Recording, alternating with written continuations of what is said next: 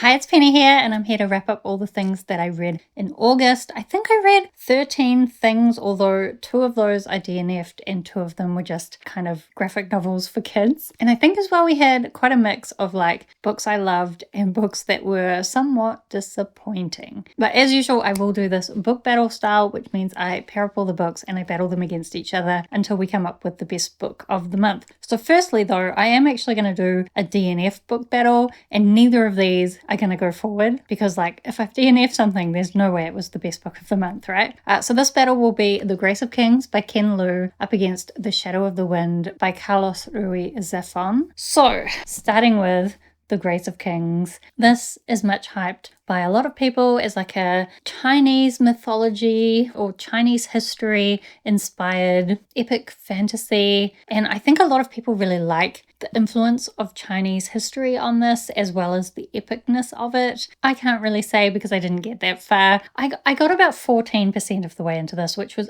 only actually, I think, 4 or 5 chapters. And I had initially done a chapter on the first chapter of this, and I liked that first chapter, but I feel kind of like I was tricked because that first chapter to me is written very differently from the rest of the book. So I guess high level in this world, we have a bigger area that there's been a lot of conflict, but now this one emperor has come in and taken over, but perhaps not everyone is happy about that. And so there's like assassination attempts and that kind of thing going on. As well, we're following this younger boy who kind of has a lot of aspirations. But part of what I didn't like is like in the first chapter, I was like, wow, he seems like a really interesting character. And then in the second chapter, he just seemed a little bit like a loser. And I didn't like him at all. And I really hate the idea of someone who's like constantly taking advantage of people. And like maybe he says nice things and maybe he does even care about people, but he's not doing great things. So that's what I judge him on. And so when he's then being made out to be like the hero of the story, I just am not a fan. But maybe I could have pushed on further because I imagine he has some kind of character development. But I couldn't push on further because I hated the way the story was being told. It felt more like I was just being told a traditional myth or legend. Like it wasn't being told in a way where I was there with the characters experiencing the scene, which is how I want to be told a story. So I guess I can see why people who don't care about that could still like this if they're enjoying the mythology and they're enjoying just kind of like that higher level skip through these big epic events. But I just honestly, the way it was being written, I couldn't bring myself to care about anything that was happening. And I would rather just read an actual history book. If these events, which I am led to believe are very closely based on actual Chinese history and mythology, I'd rather read a book of actual Chinese history and mythology than read this. And because this is such a big book, and it's also a 4-book series of big books like this, I just decided it's not worth the effort. So DNF. Maybe I see how some people could like this, but if you like to be really immersed in your fantasy scenes and really care about the characters, I doubt you're going to like this. Then we have The Shadow of the Wind. And I should say both of these have been on my shelf waiting for me to read them for several years. So very disappointing to get to both of them and discover that I didn't enjoy either of them. Also because I had read the first chapter of both and loved the first chapter of both. This really does call into question my whole try a chapter project. But anyway, that's a different discussion. So this is a story of this young boy named Daniel, who is the son of a bookseller. His father takes him to this cemetery of forgotten books, and the deal is that your first time there, you can choose a book to take. So he finds this book called The Shadow of the Wind, and he loves it. So then he starts trying to learn more about the author, and it turns out that all the other editions of this book have been destroyed. And so slowly Daniel is learning more and more about this author's life. But at the same time, a lot of the story is really just Daniel as this young man being infatuated with different women and certain other men around him also having opinions about women that I found myself rolling my eyes at a lot. Like, I just didn't like Daniel or his friends or the people he was interacting with. And then the way that we were learning about this author, which seemed like in the beginning it was going to be a very interesting mystery. There were kind of hints that almost felt supernatural, but I didn't feel like that supernaturalness was really being delivered in within the 50%. I read half of this book before I DNF'd it. I didn't feel like that was being delivered on. And from the synopsis that I looked up, so I basically looked up a plot summary, and it doesn't look like it gets supernatural at all, although I think maybe the rest of the series does. I'm not sure. Anyway, as this mystery is revealed, we keep just basically Daniel will bump into people who will info dump a bunch of stuff about this author's history on him. And I didn't enjoy that way of discovering the mystery, and the mystery just wasn't revealing itself enough or in an interesting way for me. I think part of the problem might be that I don't really like historical fiction, and this feels a lot more like historical fiction. I thought maybe it was going to lean a little bit magical realism or fantasy, but seems like historical fiction focusing on a young man who's just obsessed over books and women, and that's not that interesting to me. So DNF this as well. If I'm going to battle these two books up against each other, I mean, I made it further through The Shadow of the Wind, and I did think the writing in The Shadow of the Wind had its moments where it was really beautiful. I think if I had liked the characters, that I could have enjoyed this. Whereas The Grace of Kings, I just didn't like the writing at all. I don't think I would have enjoyed it, even if I had liked the characters. So, The Shadow of the Wind is the winner of the battle, but we are probably never going to talk about either of those books ever again.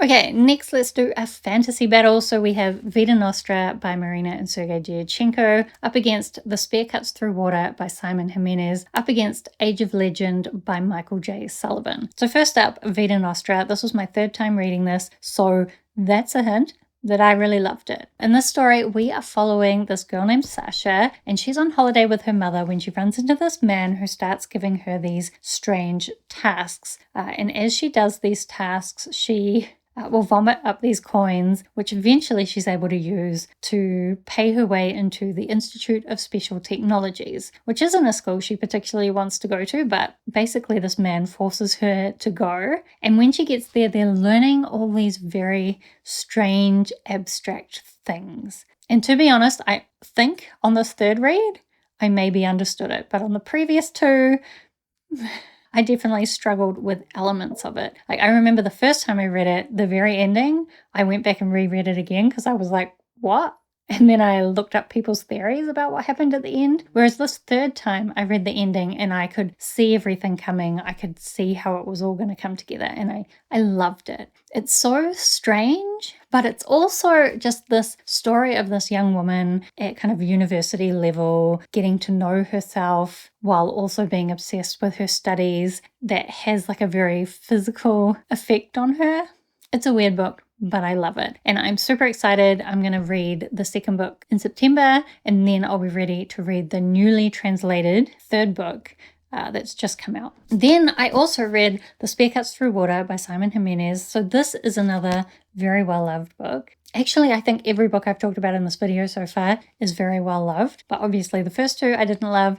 These next two I do love a lot. This one, it's mostly about the way that it's written that I think is what's making it such an experience to read this book. The story is kind of framed as a story in second person, where you're following this young person whose family is struggling, and then the rest of the story is kind of told as a dream of a play of the story from his kind of family's past, or the old country that they came from. So then the story that is part of the play, that is part of the dream, is about this kingdom that is ruled by the emperor, who is the child of the moon empress, or the moon goddess. And basically there is a lot of change going on. He's planning a big journey. Other people are planning assassination attempts, and the moon empress herself is planning an escape. And we eventually end up following, for most of the story, these two young men as they try to help the moon goddess with her escape. And there's a lot of interesting connections between all the different parts of the plot. It's also a really magical story, the way that the world is so influenced by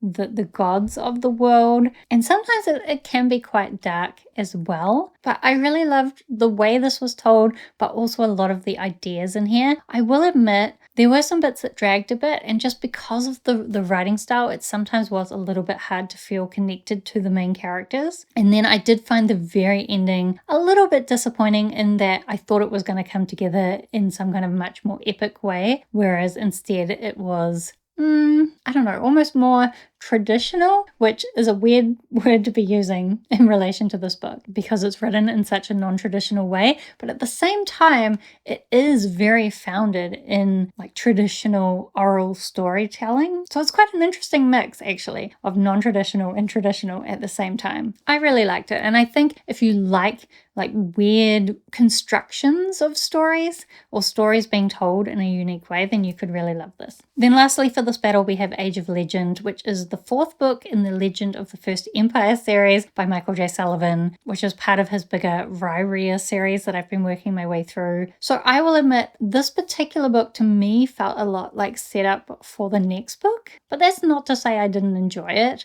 So basically this is a series where we have a lot of very traditional fantasy concepts coming together. The humans themselves are kind of still quite early, fairly primitive with their technology, and there's a lot of the story focused on them developing different tools and skills. But at the beginning of the series, the humans view the elves as like godlike beings. They think they can't die until a human accidentally kills an elf, and that kind of sets things in motion. There is also a lot of kind of elven politics going on. We have dragons and dwarves. My favorite aspect is that we're slowly learning more about the mythology and the gods of the world, and there are like a lot of questions about certain characters and their relation to the gods, which I'm hoping to learn more about by the end of this series. There are still several other trilogies, one other trilogy. I think there's one other trilogy so far, but I think he's going to be writing some more in this world.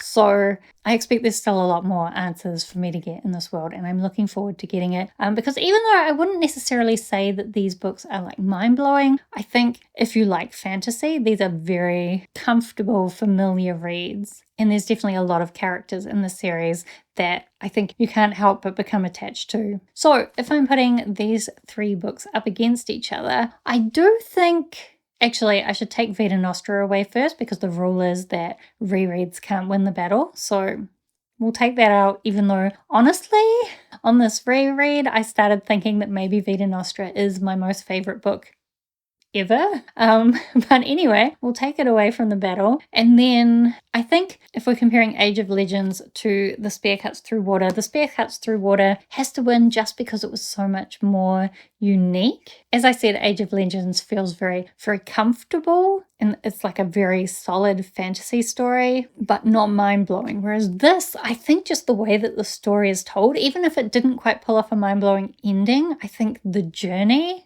is pretty mind-blowing, and I really loved it. So this will be the winner of the battle, and I'll put it forward to the battle to see who the best book of the month is. Who? Are books whose? I guess so. Okay, so next we'll have a sci-fi battle. So we have The Memory Police by Yoko Ogawa up against The Infinite by Ada Hoffman. So The Memory Police. This is a much hyped dystopian, well, maybe I have overhyped it based on what I've heard people say about it. A lot of people said that this was really beautiful, and I'm now wondering if when I hear people say a book is beautiful, I should interpret it as boring for my preferences. So this is a story about a world where, or an island, specifically an island, although I was never quite sure, is it an island like the size of Japan because the author is Japanese, or is it an island like a smaller island? I don't know. I think maybe somewhat smaller. Anyway, regularly on this island things will disappear, and at that point people will destroy all of this thing as well as like lose memories of it. And when they see the thing, they like can no longer engage with the experience of it. It's never really explained that well how it all works. And there are the memory police who are kind of enforcing these disappearances, because there are some people who are able to continue to remember things even when they've been disappeared. And the mother of the main character was one of those. And then she also has interactions with other people who will still retain their memories. And the memory police are basically trying to track down all these people and get rid of them. So partway into the book, our main character gets it into her head that this guy she's discovered who can still remember things, she's going to hide him away in her house. I couldn't really get over that because he had a wife who was pregnant, and this woman just decided to hide him in her house without even discussing with him if that's something he would want, and not even making a plan for the wife and this new baby. Like, she wasn't planning to hide them away. And I just think, why would you do that? Why wouldn't you at least discuss it with him first? Like, what? Anyway, that was dumb. And a lot of the things actually that this main character did, like the way that she reacted to things, I just constantly was like, that's dumb. So that was frustrating. And for most of this book, I was just frustrated that we weren't really learning much about what was going on. I didn't mind some parts of the story and just the way that it was talking about what life was like as all these things are disappearing. And there was a lot of discussion about the impact that was having on them in terms of their soul. But honestly, for most of it, I was bored until 90% of the way through, something actually interesting was disappeared, and it had like quite extreme consequences. And I wish that had happened earlier so that it could have been explored more. Like, that last 10% was much more interesting than the whole rest of the book. So I guess I can see that there are some ideas in here,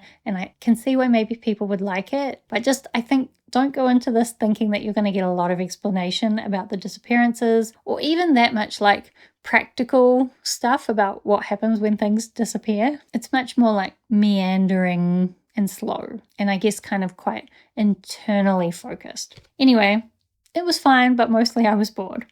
Then we have The Infinite by Ada Hoffman. So this is the third and final book in the Outside trilogy, and this is set in a world where there are AI gods, and when people die, the AI gods will like absorb them. And so it's in the best interests of the AI gods for humans to be doing really great things, and the AI gods are really there to support humanity, but of course also they don't ever want to let humanity get out of control. So our main character in the first book was part of this science experiment that did get out of control, and so the AI gods had to send in the angels. I did really like the angels, although I'm not sure that I loved everything about the direction of certain angel characters, or even the direction of certain human characters. I think the characters that were made out to be more villainous in this series, I was disappointed that neither of their storylines felt kind of complete to me. But actually, my biggest disappointment with this series is that I wish it had done more with the AI gods. In this third book, we do learn more about the creation of the AI gods, and that was interesting. And the thing I liked the most about the first book was the way that this religion around the AI gods was set up. But I don't feel like that religion was really engaged with much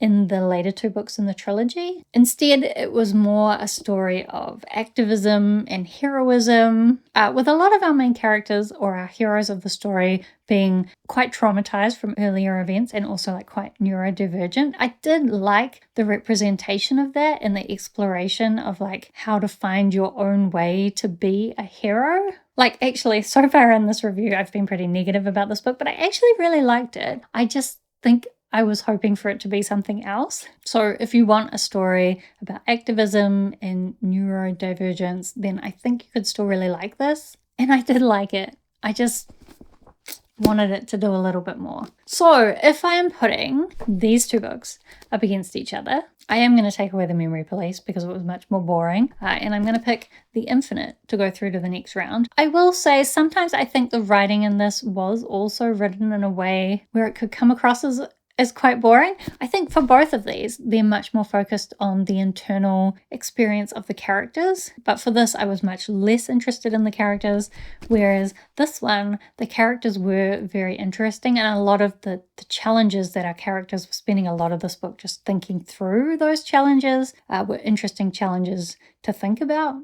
So this was, in the end, much more interesting. So then our next battle, I guess, is a horror battle. So we have Follow Me to Ground by Sue Rainsford up against Into the Distant Clouds by Lee Murray. Follow Me to Ground is a fairly short horror novel. We are following this father and daughter that live out in the forest, and the people from the village will come to them for healing. But the way that they do this healing is by opening them up. And I actually really love the way that that was described. I think some people think that that's the horror of it, but I didn't find it that horrific. I felt that, but actually came across as quite comforting. And sometimes if they can't heal people by opening them up, they will also bury them in the ground, which that's maybe a little bit more horrific. But really, a lot of the horror comes from this young girl that we're following, or this young woman that we're following, who's not entirely human, or her and her father aren't entirely human. But this young woman forms a relationship with a young man from the village. Him and his sister have some strange things going on, and the way that she deals with that was quite frustrating. So I guess, if anything, the horror is just what a young woman might do when her first relationship is not everything that she might have hoped. But I feel like it was trying to do a bit of a twist at the end, and it didn't really come off as much of a twist. So in the end, I felt like this book was quite pointless. And while I did enjoy some of the ideas, like the concepts, I didn't think the plot did much with those ideas. Then we have Into the Distant Clouds. This is a short story anthology set in the world of the Taine McKenna series. So there is an original trilogy where we're following primarily Taine McKenna and his other friends from the New Zealand Defence Force, as well as characters from the Department of Conservation and some civilians and some criminals. Normally there is some kind of mix of those in remote New Zealand, and something will go wrong. Usually some kind of creature horror. So I actually, honestly, military creature horror doesn't sound like my thing, but I surprisingly really liked the original trilogy. It does always also mix in a little bit of Maori mythology into the stories, and these short stories are the same. They often mix in a bit of Maori mythology with a bit of New Zealand history, and then our main character, Taine McKenna, comes in and saves the day. So with most of these stories, I really liked the setup, but then the action part where the day gets saved, I didn't really care. It was pretty boring to me. But the actual setup of all these stories, I really liked it. And I think if you like New Zealand history and Maori mythology, you could still enjoy this short story anthology, even if you don't like military creature horror. However, if you do like military creature horror and short story anthologies, then this would be perfect for you. But I would also say I wouldn't recommend this short story anthology without having read the original trilogy, because it does refer to a lot of the personal stories of the different characters. And so if you read them out of order, you'll be getting those stories all out of order. So if I'm putting these two books up against each other, I'm going to pick Into the Distant Clouds just because I really like the setup of all the stories.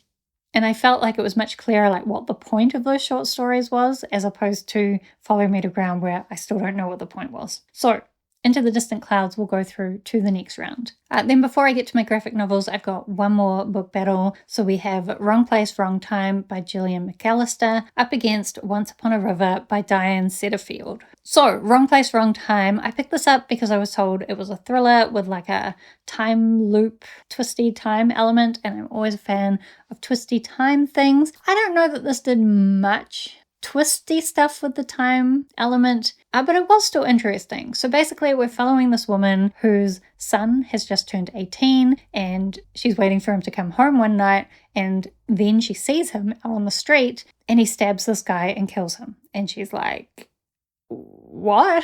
That's not who I thought my son was. And then when that's all dealt with and she goes to sleep, in the morning she wakes up and it's a day earlier, and then she keeps waking up every day. She'll wake up earlier and earlier, and she's trying to figure out what was going on that caused her son to stab this guy. And I did like the way that the story kind of revealed itself. It was quite satisfying in that every time I would figure something out, it would be just before it was properly revealed. So I think that gets the balance right of making you feel like you're clever for having worked it out, but also not making it feel like it's too obvious. So I did feel invested in the story and working out the mystery, and I thought it did have some nice twists and turns along the way. A big theme of the story, though, was around like family and the bond she has with her child and how much she cares for him. And there's a lot of her questioning whether, it's her bad parenting that has led him to do this. And I didn't mind it, but it wasn't my favorite theme to explore in a book. That's just personal preference, though. But I can say some people would really love that element. So if that's you, then maybe this is the thriller you should pick up. But I do think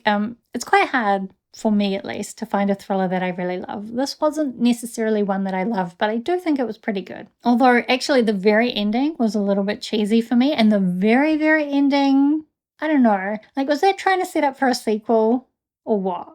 Anyway, then as well, I read Once Upon a River by Diane Setterfield. This actually surprised me because it's got the little castle on the spine from the library, which is a sign that it's a historical fiction. And it is kind of set, I don't know what kind of time. Do I have any skill in history? No. But it is set kind of back sometime in the UK, all based around the Thames River and these different people living on it, and these young girls that have gone missing. So initially the story starts at this pub where it's all very based around storytelling, and the whole book is really very based around storytelling. Then this man arrives and he's holding this, what initially they take to be a puppet, but it turns out to be a child. And this leads to several of the characters basically trying to figure out where this child came from. And then there's also other characters you get the story of who have missing daughters or connection to missing girls. And some of those stories are actually quite traumatic. I could see them being quite triggering for some people. So watch that. But in other ways, it is a really beautiful tale. I will admit it's very multi-perspective. You're getting the story told from a lot of different people's perspectives. And it's great seeing all those different threads come together, and the way that it was woven together was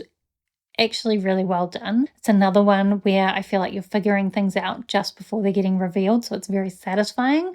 But that kind of multi-perspective story, you do often get the thing where certain characters you care less from, so then those parts can seem a little bit boring. I will admit some of the characters I found boring in the beginning. I did manage to get interested in them later, so it wasn't too bad. And actually, I really enjoyed this. It's maybe not the kind of book I would normally enjoy, but I think it surprised me. Also, I listened to this as an audiobook, and I think the audiobook narration was particularly good for the story. I actually also really like the way this kind of played with different fantasy elements. Like, it kind of pretended like it might be almost a fairy tale type story. What can I say without spoilers? And also without misleading you about what this book might be like. What I liked is that one of our main characters is a nurse, and she approaches everything very scientifically. So even when for some things you don't get kind of that fairy tale explanation, it's still very satisfying because you get the scientific explanation and things all come together very logically, even though it also does have that kind of fairy tale magical feeling to the world. Anyway, I quite enjoyed this. So if I'm battling this against Wrong Place, Wrong Time, I'm going to pick Once Upon a River as the winner. I just think it did a really great job of pulling together a bunch of different threads and having them come together in a way that kind of kept you guessing and kept you invested in trying to work out the mystery.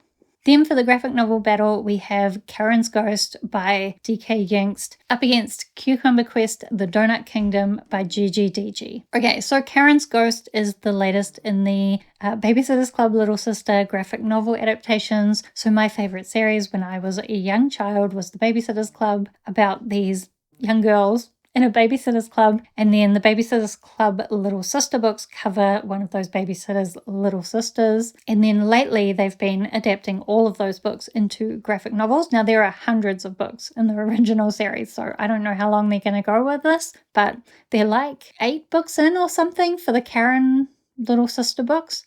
Karen's Ghost, basically, have I forgotten the plot? Basically, it's Halloween and they're all dressing up for Halloween. Is there more of a plot? I think I've forgotten. Let me look it up briefly. I read this at the start of the month, and to be honest, it didn't have a great impact on me. So that's why I've forgotten. Oh, that's right. Karen has a great imagination, and she's always imagined that they live in a really big house. She has quite a big family. So they live in a big house, and up in the attic, she imagines that there is a ghost, which was her great grandfather or something. And so in the story, she learns a little bit about that ghost story. I actually struggled in this book. They find the great-grandfather or the grandfather's journal, and her older sister initially tries to read it a bit and can't find too much in there, so then just leaves it to Karen, and Karen's reading some of it. And that felt somewhat irresponsible to me because Karen's very young. Anything could be in this diary. I don't think you should be doing that. But anyway, putting that aside, this was just fun and cute, as all these are. A fun nostalgic time for me. If you love those books, you'll probably like them. I have no actual conception about whether younger kids these days would actually like this series, but that's not why I read them. So anyway, I had a fun nostalgic time as usual. Then I also picked up the first volume of Cucumber Quest, which I have read before. Honestly, I just felt like another fun comfort read. So I picked this up because I've read it before and I really love it. We're following these two young rabbit children. The boy is about to go off to magic school when his father says, no, you have to come and participate in this quest, even though the justification for the need for this quest is fragile. And he says, wouldn't it be better if my younger sister, who really likes doing that kind of thing, went and did it? And the dad is kind of a dick about it. And so they end up going on this adventure together. And the art is just really beautiful and cute and like such a great color palette. And the humor is so cute and wholesome. And I just love this. So if I'm battling these two up against each other, technically Cucumber Quest can't win because it's a reread, but I am going to pick it anyway because Karen's Ghost has no chance of winning either. And I might just not put either of these forward to the final round. But just know that I love Cucumber Quest, even though actually the warning is that this series was never finished. But I still think it's worth a read anyway. Okay, so then a little semi-final round. Firstly, we have The Spear Cuts Through Water by Simon Jimenez up against The Infinite by Ada Hoffman. Do you know, I love some elements of both of these and found some elements of both a little bit disappointing. However, I was slightly more disappointed in The Infinite. I don't think it's fair to say that I didn't like this though. I was disappointed, but I still really loved it. However, I was only very mildly disappointed in this one. So this one definitely wins. And we'll go through to the final. Then for the other semi-final battle, we have Into the Distant Clouds by Lee Murray up against Once Upon a River by Diane Setterfield. And I think I'm going to drop Into the Distant Clouds because, as I said, even though I like the setup of all the short stories, the rest, the action, I didn't care for. Whereas Once Upon a River, I actually ended up caring for a lot of these characters and I was very invested in the story and I was surprised how much I liked it. So then, the battle for the best book of the month will be The Spear Cuts Through Water by Simon Jimenez up against Once Upon a River by Diane Setterfield. And I feel like it's obvious. Actually though, interesting, both of these books are very based around rivers. This one, it's the Thames. But this one also, for most of the book, they are traveling down a river. Or multiple rivers, I guess. Anyway, I think this battle is still somewhat obvious. I'm going to pick The Spear Cuts Through Water. This is such a unique reading experience and also such like a magical story and such an interesting way of looking at a story about the moon and a kingdom all based around the moon. It's hard to talk about this one without spoilers as well, but if you want a very unique reading experience that's also very magical, then this would be the book for you. I really loved it. If you don't like experimental writing though, like if you don't like things in second person and you don't want to hear a story told as a dream about a play, then you won't like this. Also part of this, when the play is being performed, the dreamers that are watching it are sometimes the characters in the play and they will like interject their thoughts into the play. And so there'll be like first person parts within the bigger third person narrative, which is also encompassed within a second person narrative. So, you know, if that sounds awful to you and confusing, then you'll want to avoid this. But otherwise, this is really great. So that is all the books that I read in the month of August. Let me know if you've read any of them because I would love to chat with you about them down in the comments. Also, let me know what the best book you read was in the month of August. Do subscribe if you'd like to see more of my bookish videos. Otherwise, thank you so much for watching. I hope that you are doing well and I will see you next time.